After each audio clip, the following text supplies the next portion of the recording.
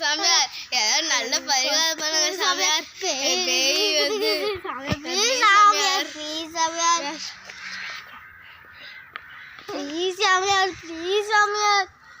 Okay, நான் ஒரு பரிகாரம் சொல்றேன். நீ போயிட்டு உங்க வீட்டை சுத்தி பரிகாரம் 10 நாள் பண்ணோம். தூங்காம கந்த திருஷ்டி படிக்கணும்.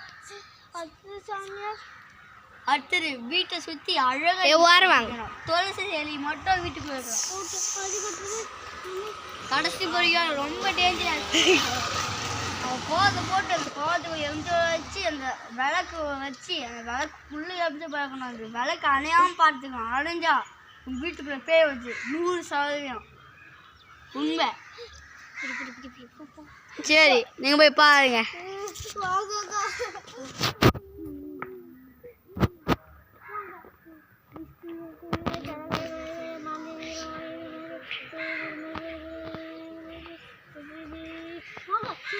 சுத்தி நல்லா ஆர்டர் போட்டு லாய்க்கணும். அப்போ வச்சாச்சு, வாங்க கால் பண்ணலாம். செங்கல் வச்சு தீர்த்துக்கலாம். செங்கல் வச்சு தீர்த்துக்கலாம். கோலமா வச்சு செங்கல் வச்சு எதாவது வரீங்களா? கோலமா ஆமாம், அப்போல்லாம் நல்லா இருக்கும். எல்லாமே தெரிஞ்சிச்சு. விடு கோலமாவு எடுத்துவாங்கக்கா. கோலமாவு வச்சிச்சு. கோலம் போடுங்க.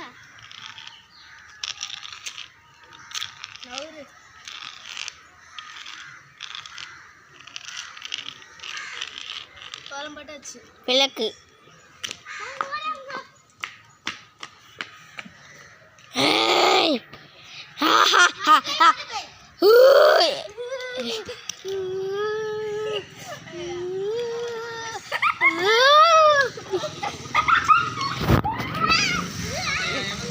வாங்க. பிரீத்தி வா, பிரீத்தி நீயே வரணும். பிரீத்தி நீ தான் பிடிக்கணும். சாமியார் போங்க. ஓ, அந்த பேர் நிஜமா வந்துச்சா? ஆமாம். சரி வாங்க. உங்க சிவனுக்கு வச்சிருச்சு.